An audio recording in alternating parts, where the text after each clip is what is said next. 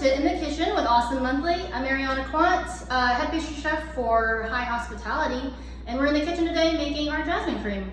I'm super excited to share this recipe with you. It's been one that's gone through a couple iterations on our menu, but this one seems to be our guest favorite. It does take a little bit of planning ahead, but don't worry, we're going to walk you through all those steps. Today we're going to be making 4 different components. It's going to be composed of the jasmine cream, the cilantro granita, some crushed honey twill, and some fresh pineapple. So let's get started with the jasmine cream. This is going to have cream, milk, sugar, our jasmine tea, and a little bit of powdered gelatin. Now I know that powdered gelatin is not often used, but don't be nervous about using this. We'll walk you through it. So you're going to want to start by blooming your gelatin. You're going to take 1 packet of gelatin and we're going to bloom it into our milk. You want to avoid just dumping it straight into it. That'll create some clumps, which you don't want. So we're slowly going to sprinkle this over the top of our milk and bloom it. You want to keep going? So this will set up as it kind of hits the liquid. We're going to give this a stir just to help it get hydrated.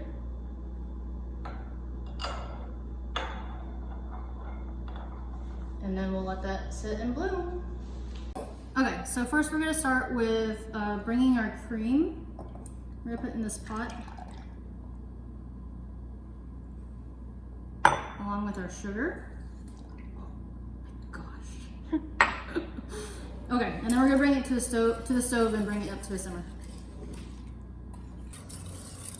So you just want to warm this enough to dissolve your sugar and to bring it up. We're gonna steep the tea in here as soon as it comes up.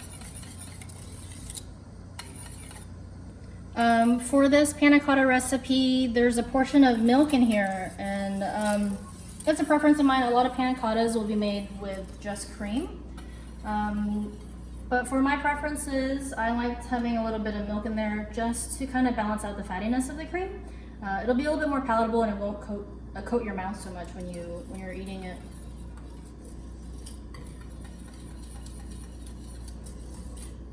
Okay, so now with our cream, you want it kind of just simmering slightly, and you'll see that it's kind of giving off a little bit of steam. You don't need to boil it, it's not necessary.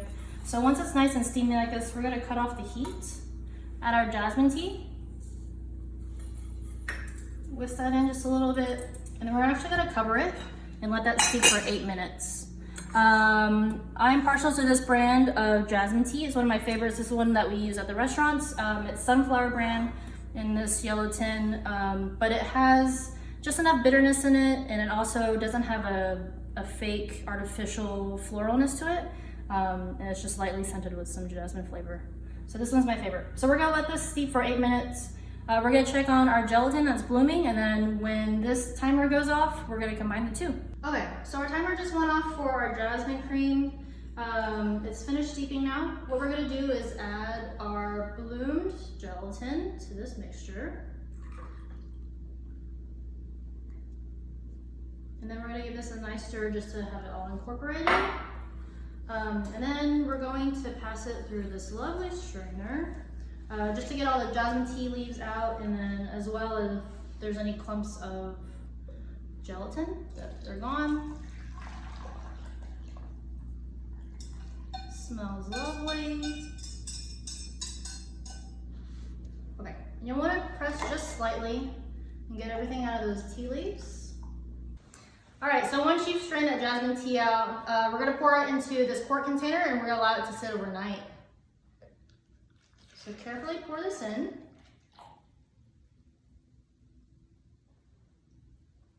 We're gonna put this lid on, throw it in your fridge, and it'll be ready for you tomorrow. So the next component of our dish is going to be the cilantro granita. The first step in making this is going to be the lemon simple syrup. It's going to just be lemon juice and sugar, and we're going to bring that up to a boil. And we'll just give that a little stir to keep it from sticking on the bottom. You just want to bring this up until the sugar dissolves You don't want to boil it too vigorously. It'll get a little too thick for what we're trying to use it for. So the most important thing about this recipe is that the cilantro, we're not gonna blanch it just for ease of making it at home. So the most important thing is just making sure all your ingredients are super chilled. So after we make the syrup, we're gonna throw it into the fridge and let it cool down all the way. Also, we squeeze some fresh orange juice, and that's sitting nice and cold. And then we're gonna be using some ice as well to kind of help with the process. But keeping it cold will help keep that vibrant green color. Otherwise, it turns into a kind of a murky kind of algae color, and that's not exactly palatable for what we want to do. So this is nice and hot now. We're just warming it enough to dissolve the sugar. We're gonna turn this off. We're gonna pour it out into a nice dish, and then we're gonna set it into the fridge to cool. So our syrup's nice and dissolved. We're gonna pour into this dish, and then we're gonna let this cool down so it's nice and cold for when we add it to the rest of our ingredients.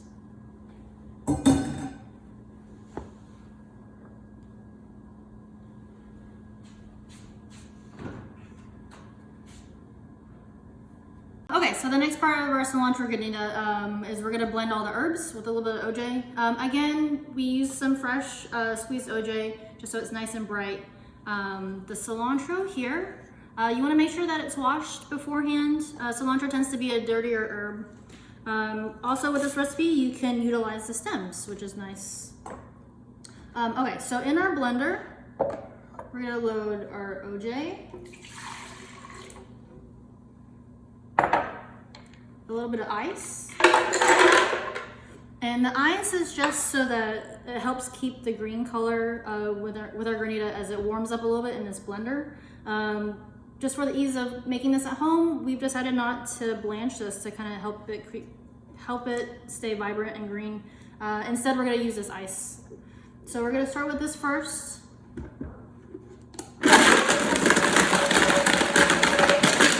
Next up is that we're going to blend the orange juice with our ice and our washed cilantro. This will get a little bit noisy, but we're trying to achieve just kind of like a uniform cut of the cilantro, and you'll start seeing it kind of turn this beautiful green in the blender.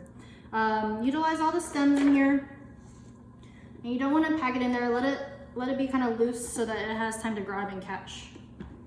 So we're gonna turn this on.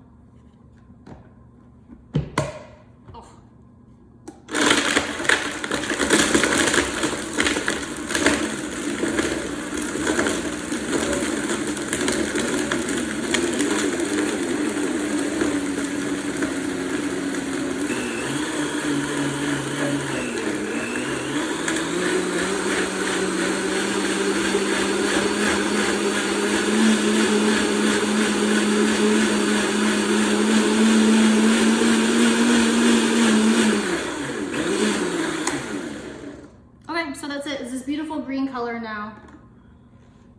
All the cilantro has been chopped up in it. We're going to strain it into our container through this mesh strainer.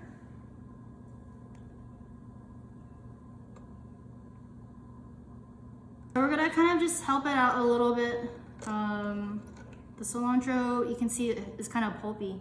So we're gonna help it go through the strainer.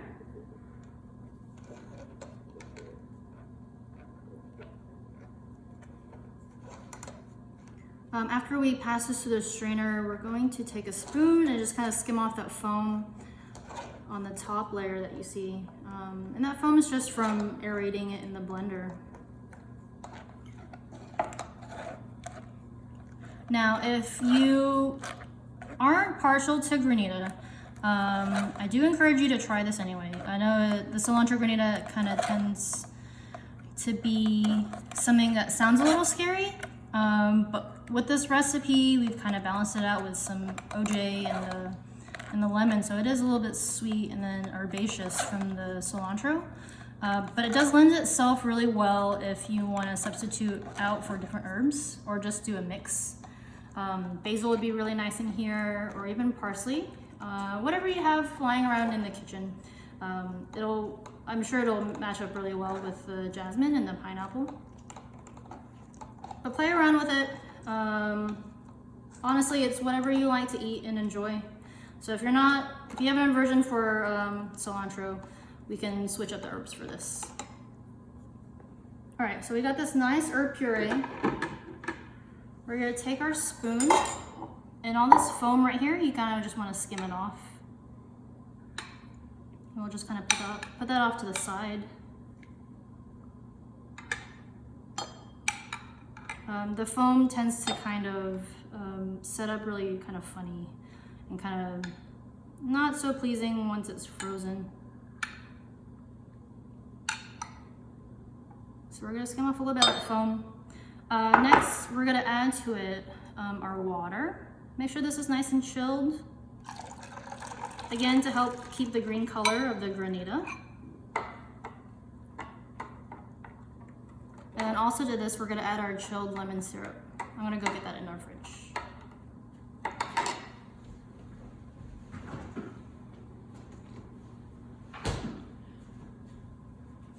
So the syrup, it's nice and chilled. We're gonna add it to our granita. You see the beautiful green color that we have. So now that we have our granita base, we're gonna pour it into this Tupperware.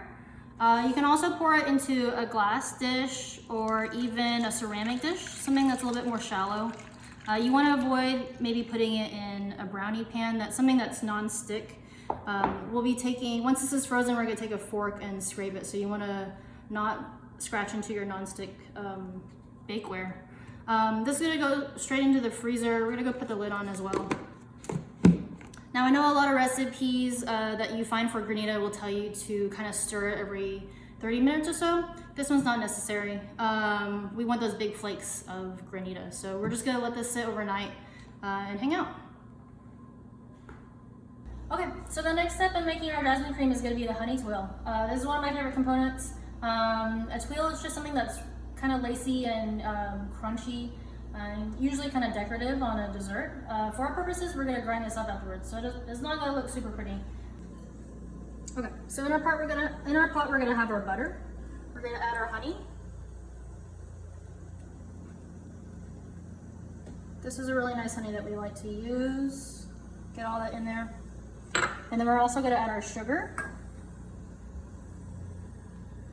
And then just make sure this gets all nice and melted.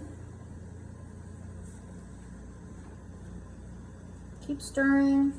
You don't want it to stick before all the butter melts. This is a really easy recipe to make ahead. It makes quite a bit of tuile, just because I really do like this recipe. But it can be used in other recipes. It'll be really good on yogurt. Nice crunch-free yogurt. And it's super easy. If you have any extra tuile batter, scoop it out like cookies and freeze it. And then when you want some more, just bake them in the oven.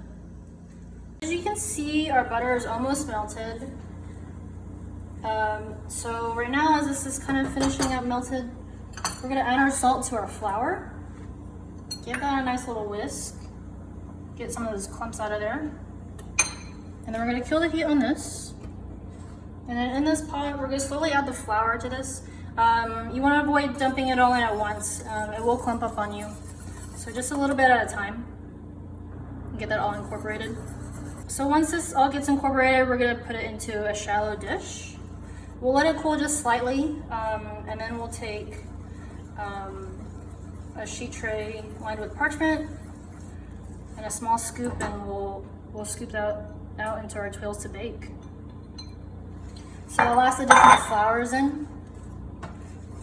We're gonna make sure that that's all incorporated and with no lumps.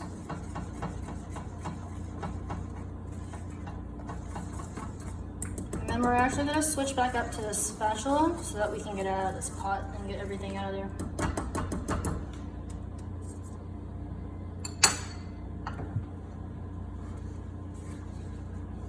Okay, so this mixture will be kind of sticky like this. Pour this out into this dish.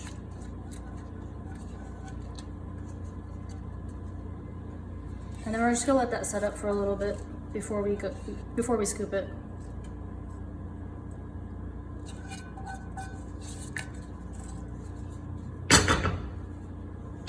And that's it. So this is our honey squeal batter. It's set up just slightly. We're gonna use this cute little scoop. It's probably about a tablespoon. If you don't have one of these, that's fine. We can do 2 spoons and kind of do a tablespoon size scoop. We have a half sheet right here lined with parchment.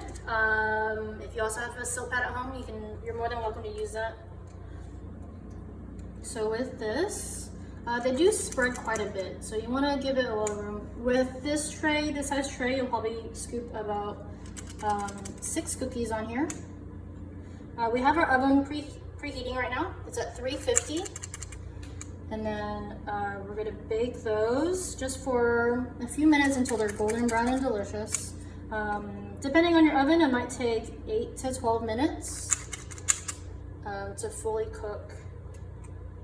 You wanna make sure with this one that it is browned all the way through. All right, so now that we have these nice and scooped, into the oven we go. Oven's at 350. We're gonna set this timer for 8 minutes and check it out. So we have our honey squeal baking in the oven right now. We're gonna take this time to prepare our pineapple. So this is a pretty nice pineapple. When picking pineapple, you wanna make sure that you pick one that's nice and golden yellow. The ones that are a little bit green are a little too young, and then if it's turning brown and it's kind of squishy to the touch, it's probably a little too overripe. It should also smell like a pineapple. That's when you know it's ready and nice and ripe. Okay, so we'll start by cutting off the crown. We'll turn this around and we're gonna cut off the bottom. And then we're gonna stand this up nice and tall.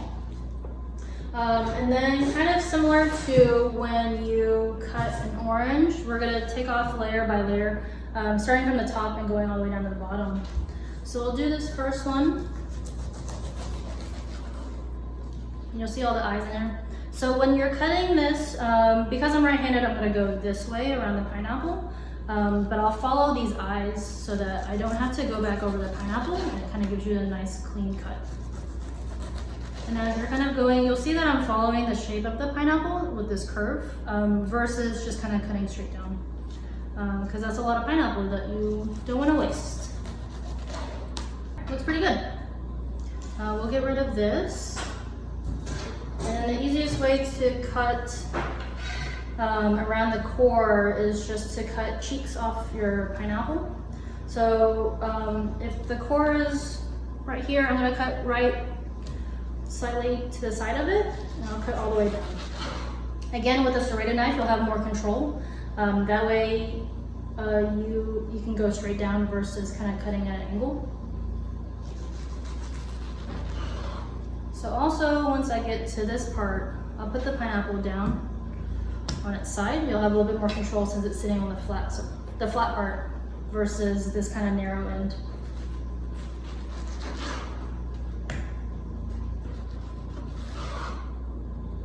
Okay, that's it. We've prepped our pineapple. So we're gonna make some nice planks to make some nice dices for our dessert.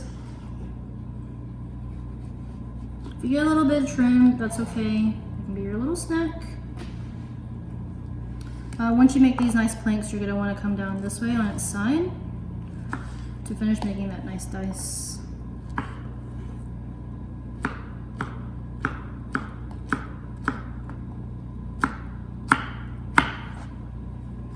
And this is what you're looking for. So this will be ready for us when we're ready. I'm just gonna put it into a nice bowl.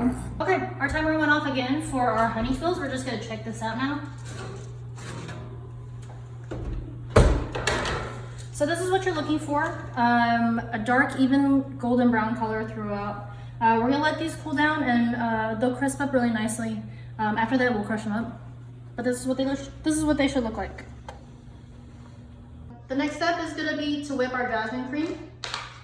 This is the cream that we made yesterday. It's set up overnight. It's a nice jiggly jello consistency.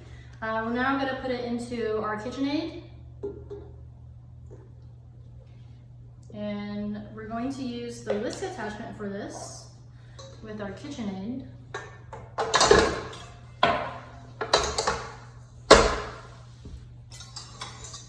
And then we're just gonna whip this on medium-low speed.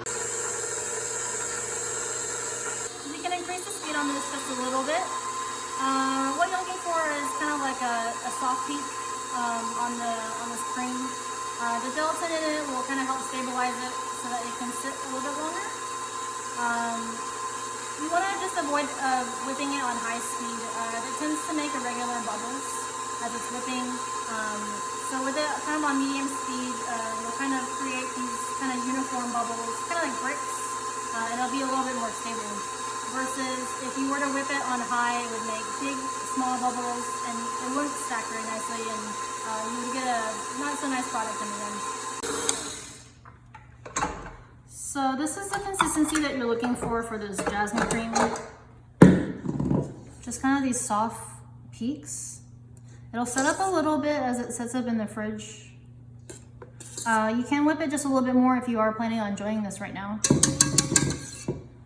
So we'll take this out. So you'll see that it's nice, soft peaks.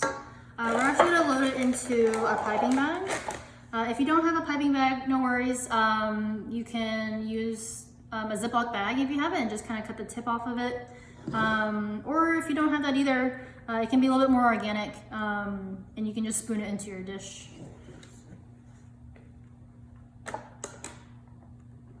Nice consistency on our jasmine cream. And then we're just gonna tie up this bag, just so it doesn't come out the other end. Now this jasmine cream doesn't necessarily have to be a jasmine cream either. If you have a different type of tea that you like, you can definitely use that. I've done this before with Earl Grey or even oolong tea. And even if you don't want to go the tea route, you can do even just vanilla or some citrus zest. Any kind of dry spice. You don't want to add anything wet to the base. All right, so this is our jasmine cream. We're gonna let this set up a little bit longer in the fridge while we get the rest of our ingredients together, and we can start setting this up. Okay, so now the fun part. Our honey twills are nice and cooled down. They're nice and crispy. And then we're just gonna load them into this Ziploc bag. And I have this rolling pin here, and we're just gonna crush it so it's all in uniform shape.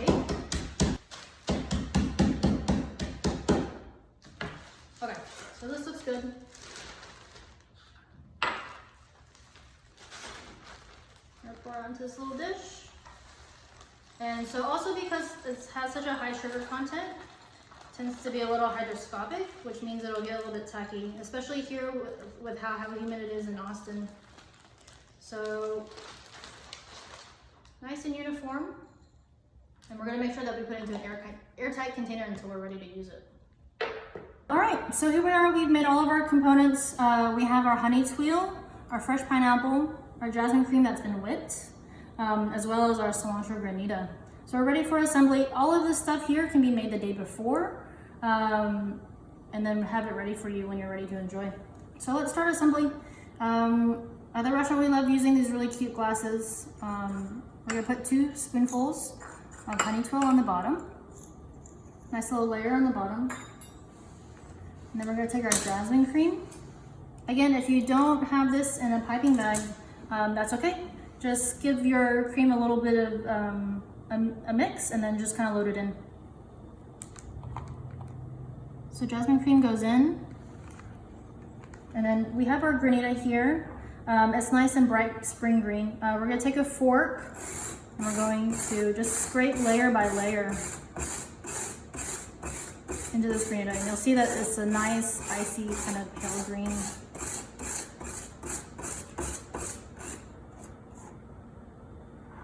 Okay, this looks great. We're gonna load it into our jar. And you don't want to pack this into your dish, and just kind of like leave it really light and fluffy on top.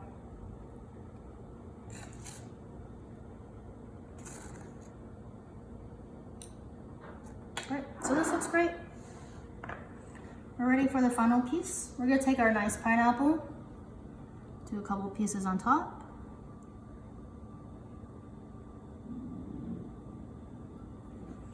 And then we also like to garnish with a couple edible flowers. These flowers are from House Bar here in Austin that we love. We love them. These are edible violas. And this is a little bit of a micro cilantro, just so that you know it's cilantro. And there you have it. This is our jasmine cream.